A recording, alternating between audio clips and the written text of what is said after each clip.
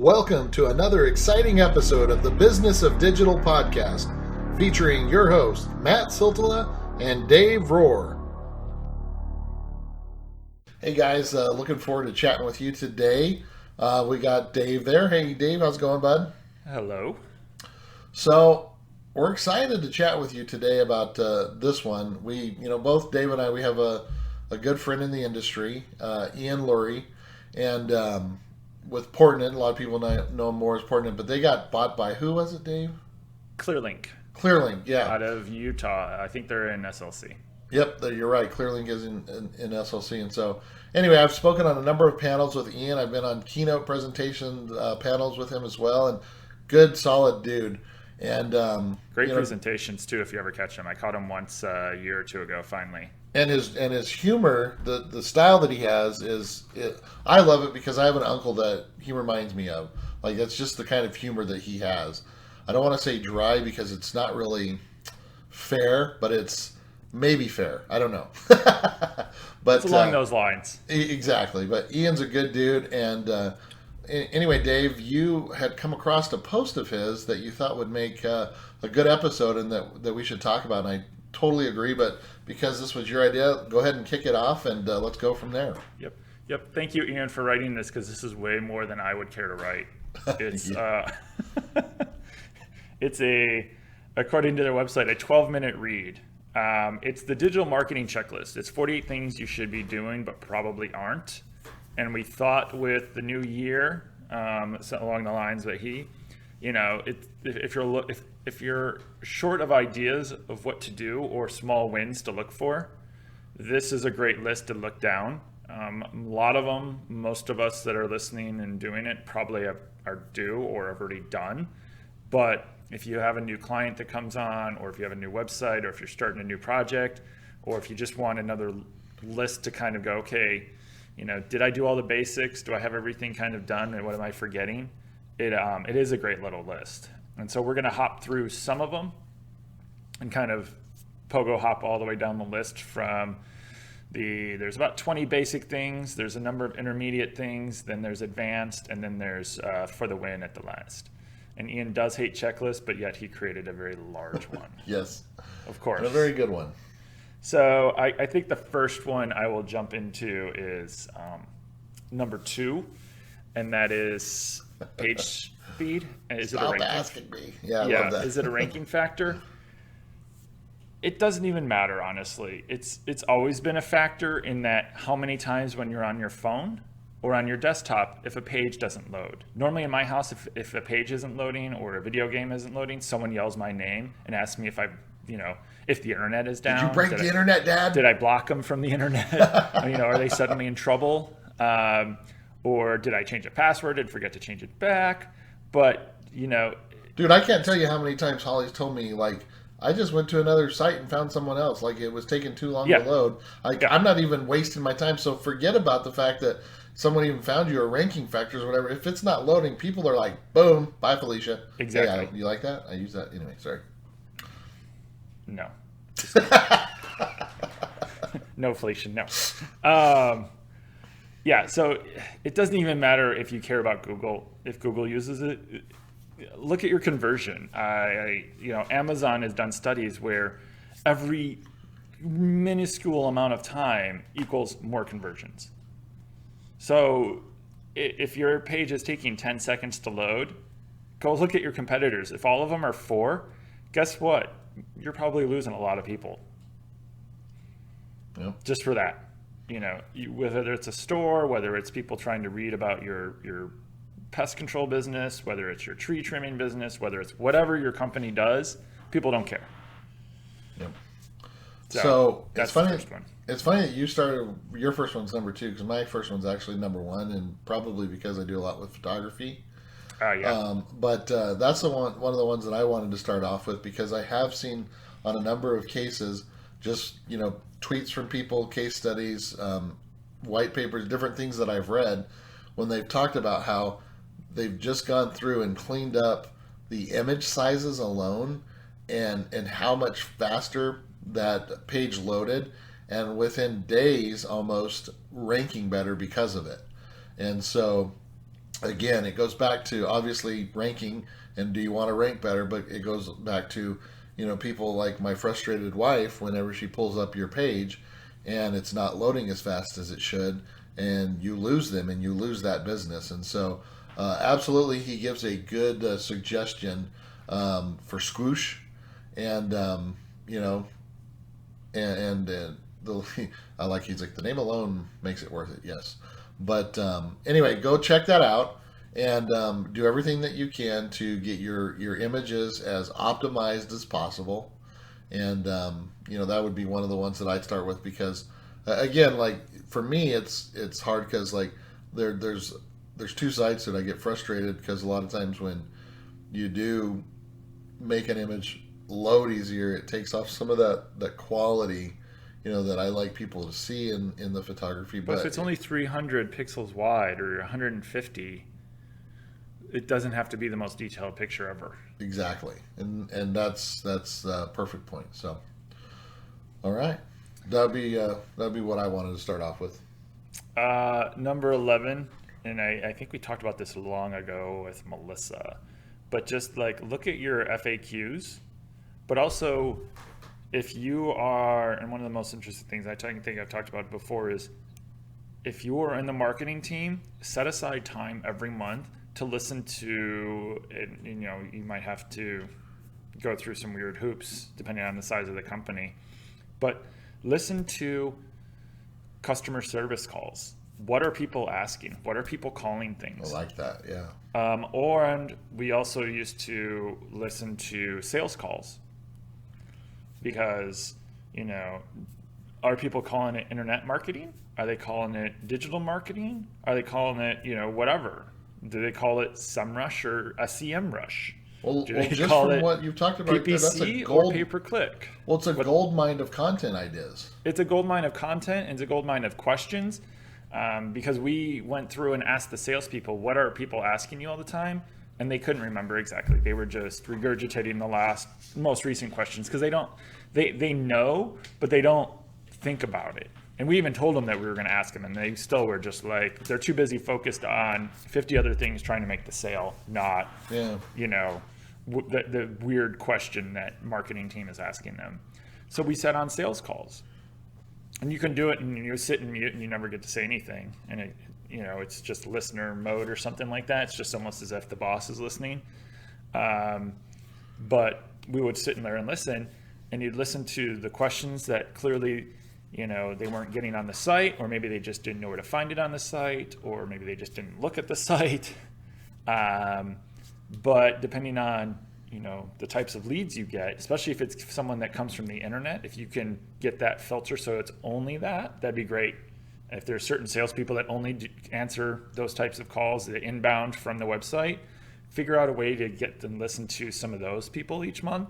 Yeah. And then the customer service people. I think you'll find a wealth of questions and a wealth of failures on your website that you could put onto whatever pages you think are right, not just this huge FAQ page that, when someone does a search on your site because they're frustrated, they then end up on item number 55 of the FAQ.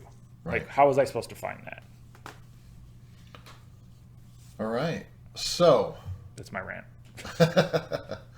So I'm going to go back up to number 6. And the reason I'm going to do this one is because it's 2019 almost, people. Or by the time you're listening to this, it will actually be 2019. And here's the thing that's so frustrating, Dave. I just recently got a lead sent over to me, a page, and I looked at it, and guess what I saw in the meta description on the homepage? Home. What? Oh, yes. Home. I just saw that. That was it. Home.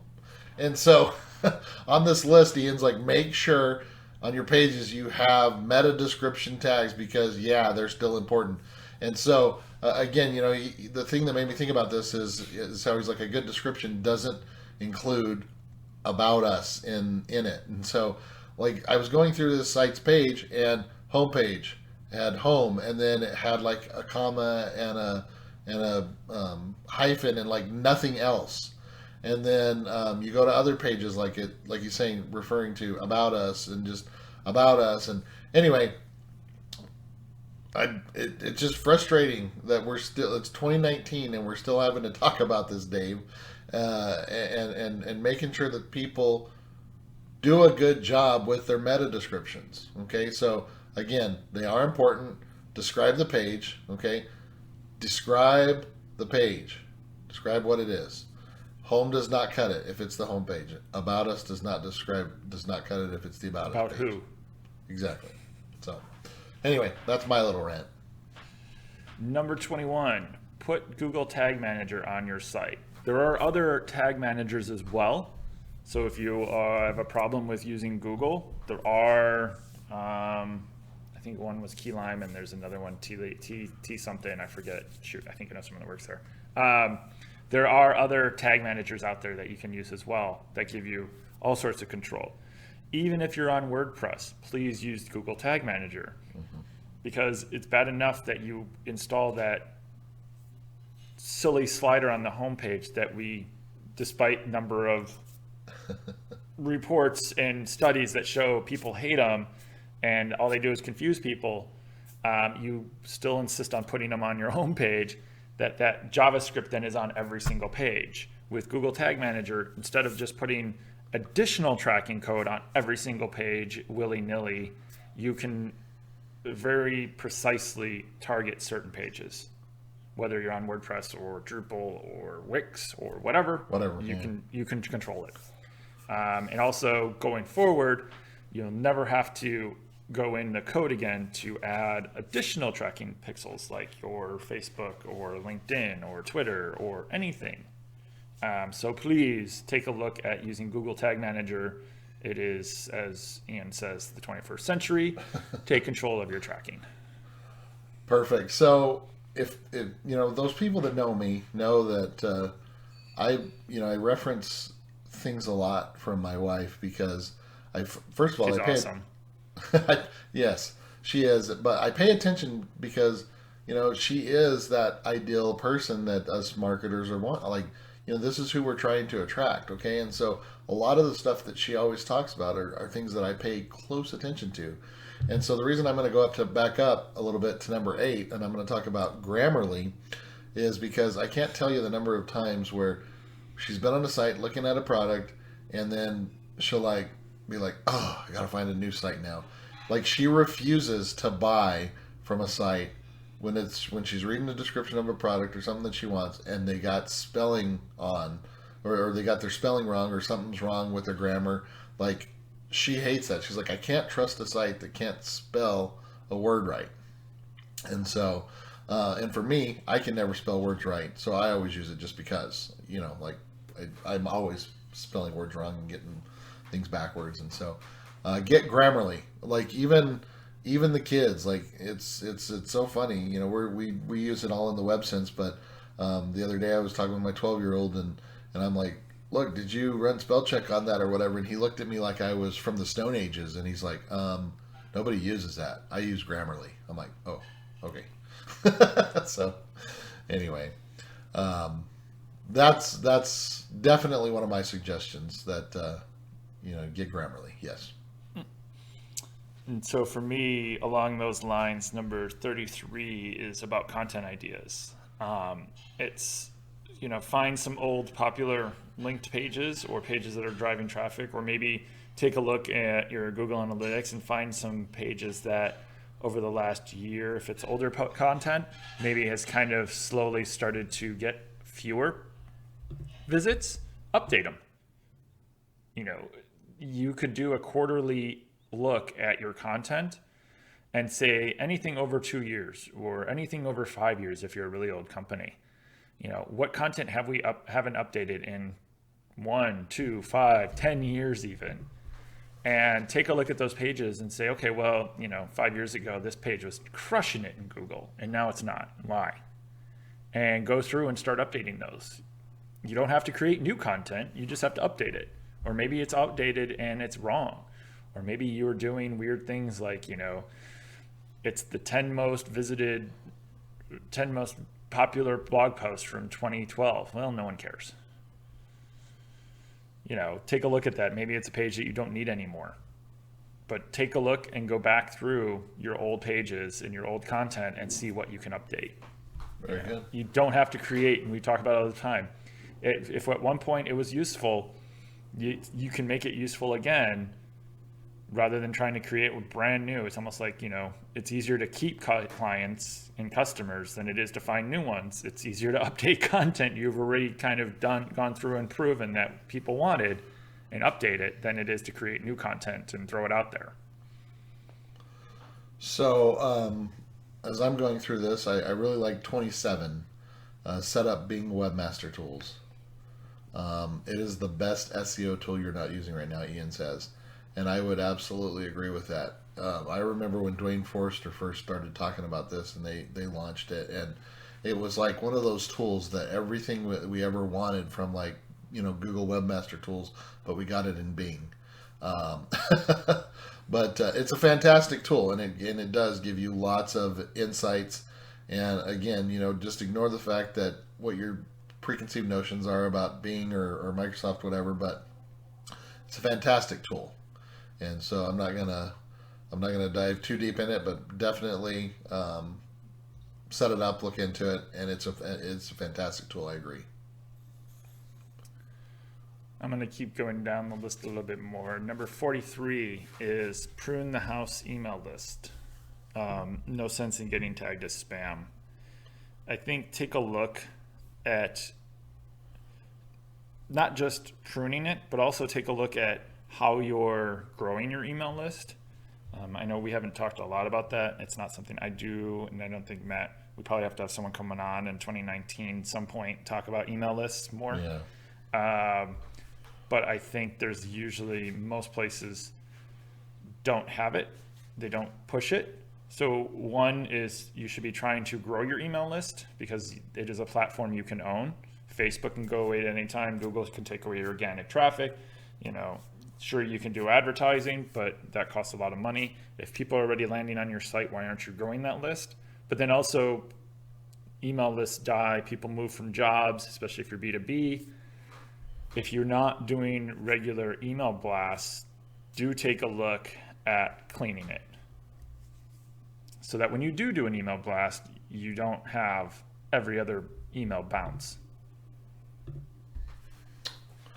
So, very good, Dave, and it's funny because I'm trying to remember the name. I actually do have a guy that we could have on this show that would be perfect for email list, but written down. That's what I was doing. So I'm going to jump all the way to the very end because this is probably going to be the last one that I talk about before we wrap this episode up. Again, everything on this is fantastic, and you guys will have the link to it, and you can go and look at each one of these. But one of the reasons I'm going to end this with number 48 is don't rely on this list. Build on it. Make it your own, and see. Hopefully you've seen with Dave and I, as we've gone into just ones that we've picked, we've kind of given our take on it, and probably could have added 4 or 5 other points alone just with what we've chatted on this. And so again, when you're reading this, when you're looking at it, realize that this is not the all end all save all list. This is a good start. I would even recommend starting your own document and having something that you could look back to, and even a checklist. And so, anytime you work on a new site or anytime you're doing anything, just because there's so many times when you come across a page, like I was saying, like one of the suggestions that I have is make sure that home's not on your homepage. It might not be because that person doesn't know how to do meta descriptions or title tags or whatever it might be. It might be because in that list that they go through, they just overlooked it, or they forgot it, or just like there's so much stuff that goes in that's involved with setting up the site right these days that it just may be something that was sadly but honestly overlooked and things like that. And so again, having that, building your own, making it your making it work better for you is kind of where I'm going with this. And so again, I like that he says don't rely on this list solely, build it, make it your own. That would be my recommendation, having your own checklist, having your own list of things that you go through every year and updating it. And there you go. Those are my final thoughts, Dave. So I will add one then along that same line. I will add number 49, which does not exist, and that is every week schedule 30 minutes to do a dive into your data. So that could be 30 minutes in Google Search Console, that could be 30 minutes in Bing, that could be 30 minutes in Google Analytics. When I was in-house, I used to schedule 30 minutes for social or for link outreach, like opportunity finding, and 30 minutes for digging into analytics. And what I would do is ask myself a question. What are the most popular products? Or what keywords are we ranking for on this page that I had no idea? Or ask myself a question that would require me to then dig into Google Analytics. You will find stuff you didn't know. You will probably waste some time from some days. Yeah. Other days, fires will happen and you won't do it. And that's why I say have it scheduled every 30 minutes every week. But you can also just move that. But if you don't do it, go set up Hotjar or go set up some sort of heat tracking, click tracking thing on a page, one of your major pages. Let it run for the month.